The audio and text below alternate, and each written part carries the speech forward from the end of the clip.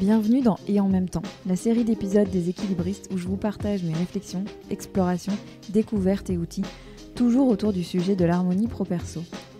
Ici, on explore comment identifier et faire de la place à tous les domaines de vie qui comptent pour vous, tous les rôles et casquettes qui vous tiennent à cœur. Je m'appelle Sandra Fiodo et je vous souhaite la bienvenue. Pour être au courant des sorties des épisodes, pensez à vous abonner sur la plateforme où vous avez l'habitude d'écouter vos podcasts.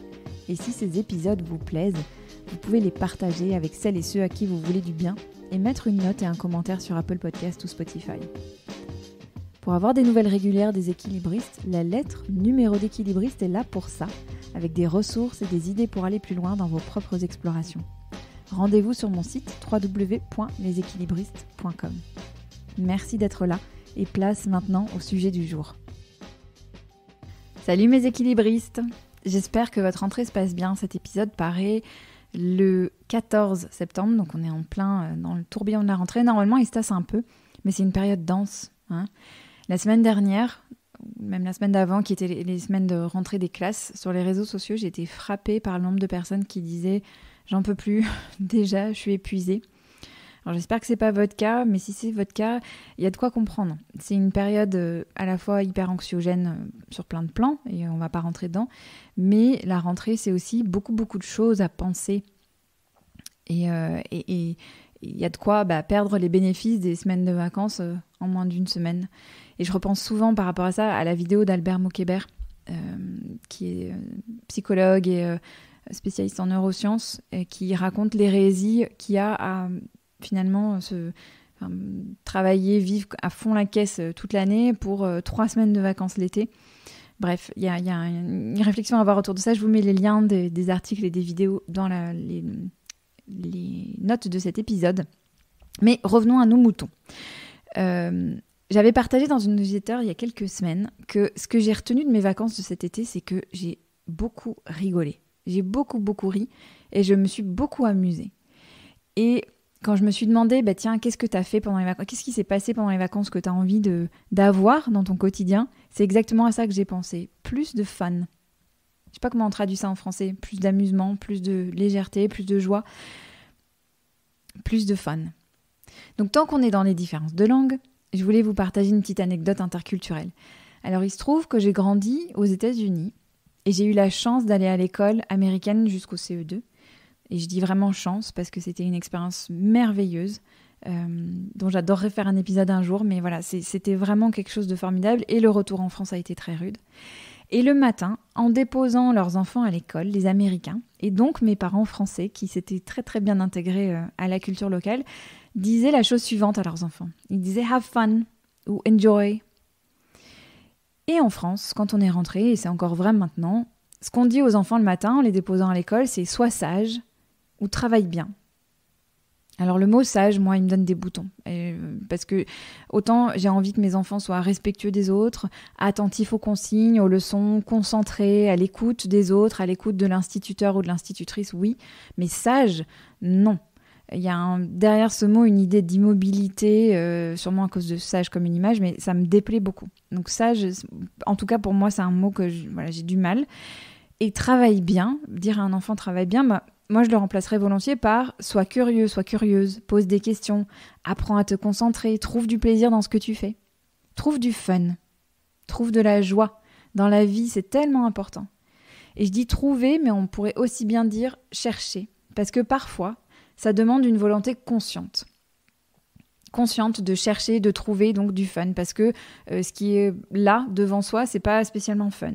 Et je suis surtout pas en train de faire de la positivité bisounours à outrance ici, en train de dire « Hey, il faut trouver du fun dans tout ce qu'on fait », c'est pas le sujet.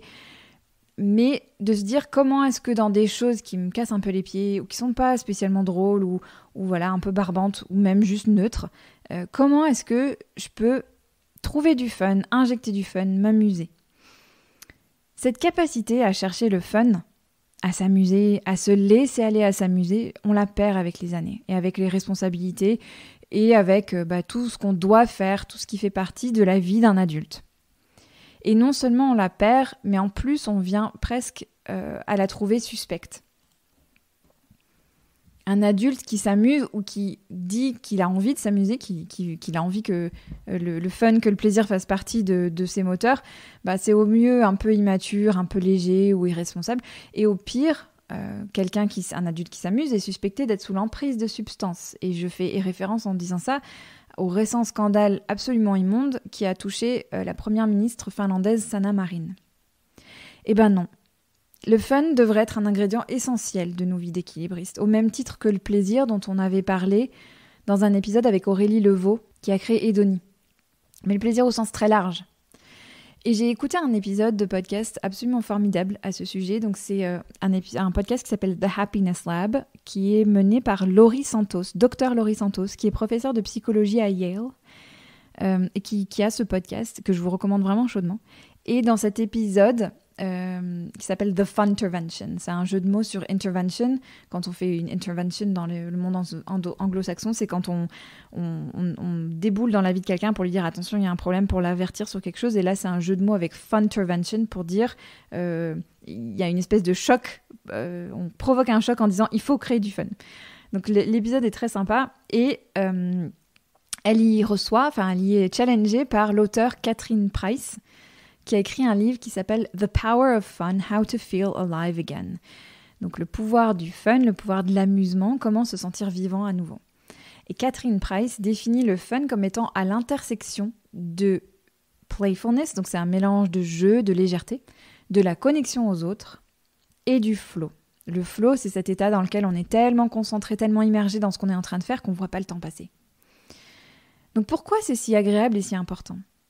Parce que quand on s'amuse, quand on a du fun, je crois que c'est les Québécois qui disent ça, quand on s'amuse, on est vraiment là, on est vraiment connecté à ce qui se passe. Notre cerveau n'est pas en train de s'emballer à ressasser le passé ou à s'inquiéter du futur comme il le fait si bien par défaut. C'est à ça qu'il sert, à nous prévenir du danger, donc à s'inquiéter, à ressasser. On se sent moins stressé. Et donc il y a tout un tas de bénéfices qui découlent de ça. On est plus concentré, on a plus d'énergie. On embarque les autres autour de soi, c'est un cercle vertueux de ce fun. Donc je voudrais vous proposer une invitation à faire quelque chose, une invitation à tester quelque chose. Mais avant de vous faire cette invitation, je voulais juste vous partager quelque chose qui m'a fait rire l'autre jour. Il y a une marque de cartes postales que j'adore, c'est Cath Tate. C'est des cartes postales qu'on trouve dans les librairies, dans les papeteries en France. C'est des vieilles photos recolorées par touche, et sous-titré surtout, donc c'est des photos souvent avec des gens qui font des têtes assez austères, ou des photos comme on en faisait dans les années 20 ou 30 avec des gens très sérieux, ou des familles, et elle les colorie et elle les sous-titre, et c'est vraiment drôle. Je me prends tout le temps des fous rires toute seule à chaque fois que je tombe dessus dans une librairie ou une papeterie. Et l'autre jour, je suis tombée sur l'une d'elles. On y voit 2 femmes et un homme déguisés, mais ils ont l'air un peu trop sérieux par rapport à leur allure. Et le sous-titre, c'est « Si vos enfants n'ont pas honte de vous, c'est que vous ne vous amusez pas assez ». Alors moi, j'ai bien rigolé. Et j'ai repensé à toutes ces fois où mes enfants crient « Arrête, maman !» quand je chante ou quand je danse. Je suis sûre que vous voyez le genre de situation dont je parle. Et donc, j'en reviens à mon invitation, qui, elle, est très sérieuse, avec ces questions. Comment pourriez-vous créer plus de fun dans votre vie ? Je sais bien qu'il y a plein de situations où il n'y a pas de quoi rire, où il n'y a pas de quoi s'amuser. Mais il y a plein de situations où on peut se rajouter du fun, intentionnellement, se dire le matin, en se réveillant, ou alors quand on prévoit sa semaine, tiens, comment je vais créer du fun dans ma semaine ? Ça paraît artificiel et tout, mais franchement, les bénéfices sont tellement géniaux que ça vaut le coup de se poser la question. Autre question, qu'est-ce qui est moyennement drôle dans votre quotidien et que vous pourriez transformer en moment fun ? Je sais pas, moyennement drôle en ce moment, moi je trouve les formulaires à remplir pour la 150e fois, c'est moyennement fun. Comment est-ce qu'on pourrait rendre ça fun ? Comment on pourrait en faire un moment rigolo, un moment sympa ? Et surtout, comment est-ce que vous pourriez faire honte à vos enfants un peu plus souvent ? Bon, je vous laisse piocher dans ces questions, celles qui vous servent le plus. Mais voilà, c'est vraiment une invitation à se dire, tiens, comment est-ce que je peux remettre un peu de légèreté, un peu de fun, dans un contexte qui l'est pas, mais de me demander, sur quoi j'ai la main, moi, et comment est-ce que je peux twister certaines situations, twister certains moments pour qu'ils me fassent du bien. Je vous laisse sur ces réflexions et je termine en vous proposant de venir partager vos expériences sur Instagram, sur mon compte Les Équilibristes Podcast avec des tirets du 8 entre chaque mot, ou en m'écrivant à sandra@consciouscultures, conscious-cultures, c'est culture au pluriel.com. Ça me fera plaisir de réagir d'avoir un échange avec vous, de réagir à ce que vous dites et puis de partager aussi vos idées sur les réseaux pour que ça serve aux autres. L'idée, c'est que ça soit vertueux, c'est que ce que vous mettez en place puisse servir aux autres. Voilà mes amis, je termine en vous souhaitant évidemment de have fun mes équilibristes. À très bientôt.